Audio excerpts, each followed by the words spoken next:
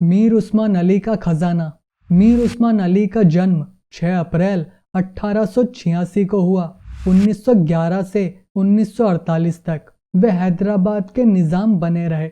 2008 में फोर्ब्स पत्रिका ने मीर उस्मान अली को 210 अरब डॉलर की संपत्ति के साथ पांचवें अपने समय के सबसे धनी व्यक्ति के रूप में माना, जबकि टाइम्स पत्रिका ने उन्हें 1937 में दुनिया में सबसे अमीर आदमी माना।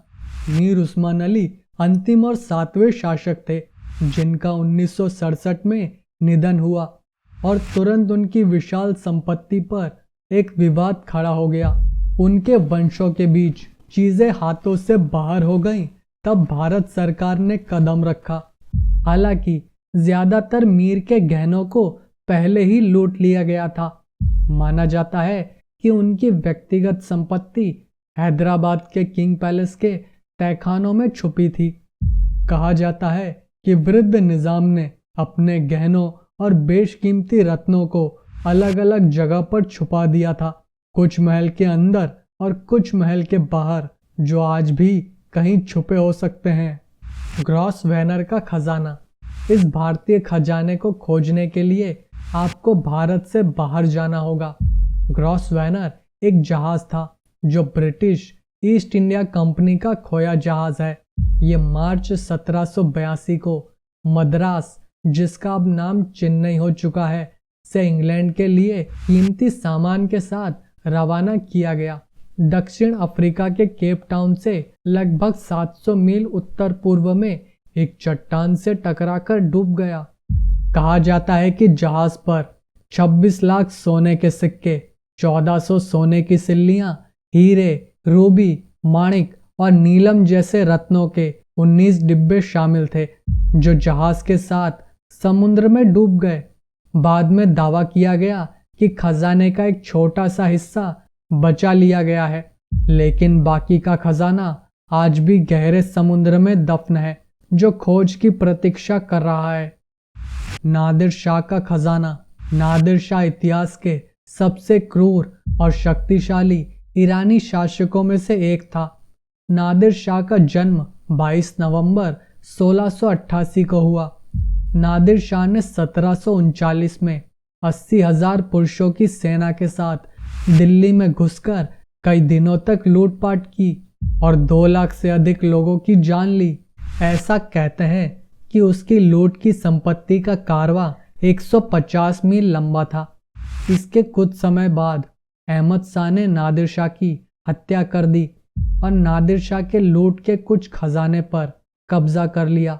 अहमद शाह की एक घातक बीमारी से मौत हो गई, लेकिन अपनी मौत से पहले कंधार की हिंदू कुश पर्वत की सुरंगों में खजाना छुपाने में कामयाब रहा।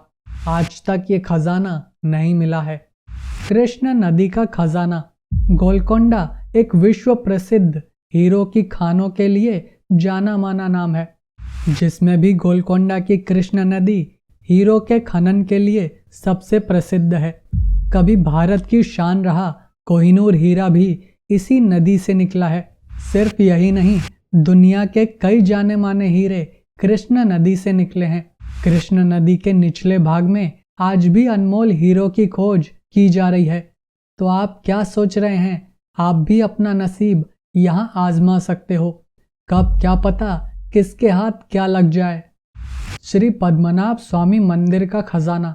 जब जून 2011 में सुप्रीम कोर्ट के आदेश पर एक दरवाजा खोला गया, तब केरल के श्री पद्मनाभ स्वामी मंदिर को अंतर्राष्ट्रीय पहचान मिली। मंदिर में 6 कमरे हैं, जिनमें से 5 अभी तक खोले गए हैं। इन तहखानों में सोना, चांदी, हीरे, माणिक और पन्नों के भंडार मिले हैं।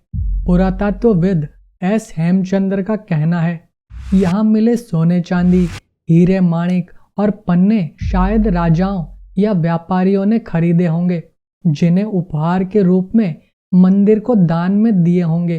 त्रावणकोर की अंतिम रानी के उपन्यासकार नातू श्री कुमार वर्मा कहते हैं कि यहाँ हमेशा से मालूम था कि मंदिर में बहुत अधिक धन जमा है, लेकिन कोई नहीं जानता था कि कितना है। अब तक खजाने के मूल्य का अनुमान लगाया गया है। जो 1 लाख करोड़ से कई गुना अधिक है। ये संख्या अपने आप में किसी के भी होश उड़ा सकती है। जहांगीर का खजाना। मुगल सम्राट जहांगीर का जन्म 31 अगस्त 1569 को हुआ। जहांगीर ने 1605 से अपनी मृत्यु 1627 तक शासन किया। कहा जाता है कि जहांगीर को निर्वासित किया गया था, तब उसने अलवर में शरण ली थी। तभी सम्राट ने किले के जंगल में अपने खजाने को दफना दिया था। कई लोग इस खजाने की खोज में यहाँ आ चुके हैं, पर अब तक खजाने को पूरी तरह से ढूंढा नहीं जा सका है। इसलिए खजाने का एक बड़ा हिस्सा आज भी वहीं दफन है। राजा बिम्बिसार का खजाना। यहाँ कई सौ टन सोने के भंडार वाली गुफा है, लेकिन उससे पहले राजा बिम्बिसार का जन्म 558 ईसा पूर्व में हुआ।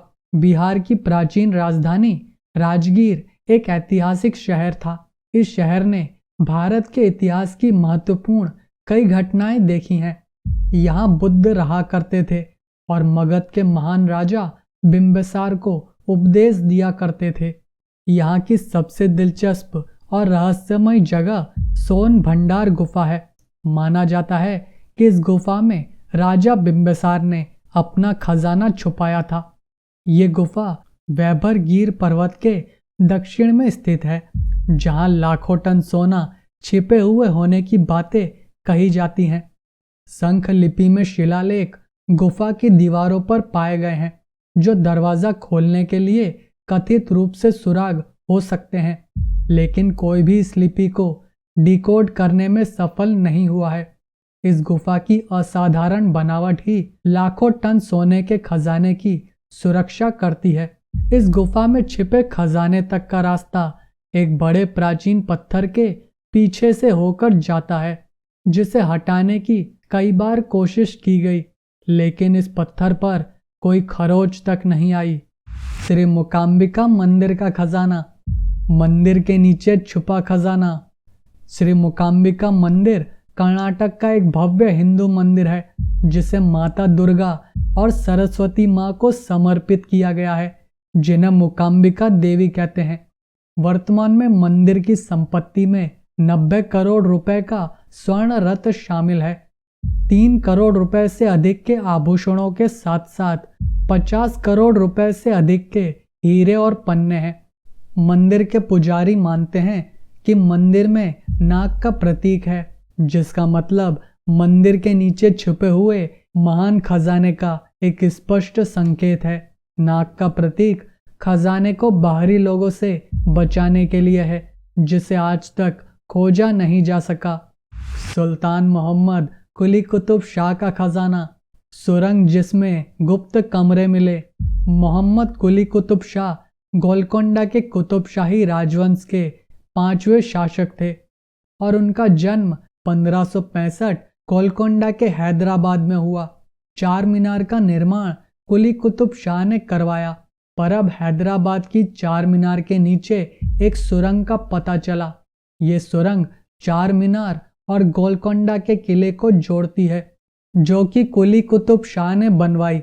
ये सुरंग आपातकाल में गोलकोंडा किले से 4 मीनार तक शाही परिवार को सुरक्षित रास्ता देने के लिए बनवाई। सुरंग का पता लगाने के लिए खनन का काम नवाब सैफ की देवरी के पास एक जगह से शुरू किया गया और 10 फीट खोदने के बाद उनके सामने एक विशाल ग्रेनाइट का पत्थर आ गया। पत्थर हटाने के बाद सुरंग पाई गई, जो 30 फीट गहरी और 15 फीट चौड़ी है। कुछ स्थानों पर सुरंग की गहराई 40 फीट है। इस सुरंग में कई गुप्त कमरे भी मिले हैं। इनमें से कई गुप्त कमरों में खजाने जैसे हीरे जवेरात मिले हैं। यहाँ कई कमरे आज भी बंद पड़े हैं, जिनके पीछे कौन से राज छुपे हैं कोई नहीं जानता। राजा मानसिंह प्रथम का खजाना। इंदिरा गांधी तक इस खजाने के पीछे थी, पर क्यों? 1540 में पैदा हुए राजा मानसिंह आमेर के राजा थे। वे अकबर की शाही अदालत के नवरत्नों में से एक थे और वे अकबर की सेना के सेनापति थे। 1594 में उन्हें पश्चिम बंगाल, उड़ीसा और बिहार के राज्यपाल के रूप में नियुक्त किया गया। वे अकबर के एक विश्वसनीय होने के कारण उन्होंने महाराणा प्रताप के खिलाफ हल्दी घाटी की ऐतिहासिक लड़ाई के साथ साथ कई लड़ाइयां लड़ी। कहा जाता है कि मानसिंह जब वे 1580 में अफगानिस्तान से वापस लौटे तो अकबर के साथ लूट को साझा नहीं किया था। ये माना जाता है कि लूट के खजाने को आमेर के किले के आंगन में बने कमरों के नीचे के तहखानों में छुपाया था, जिसके पीछे इंदिरा गांधी की भी नज़र थी। कहा जाता है कि इंदिरा गांधी ने खजाने की खोज के लिए दिल्ली जयपुर सड़क को लगभग 6 महीने तक जनता के लिए बंद करवा दिया था। इस खजाने का कुछ हिस्सा आज भी आमेर के किले में होने की संभावना से इनकार नहीं किया जा सकता है।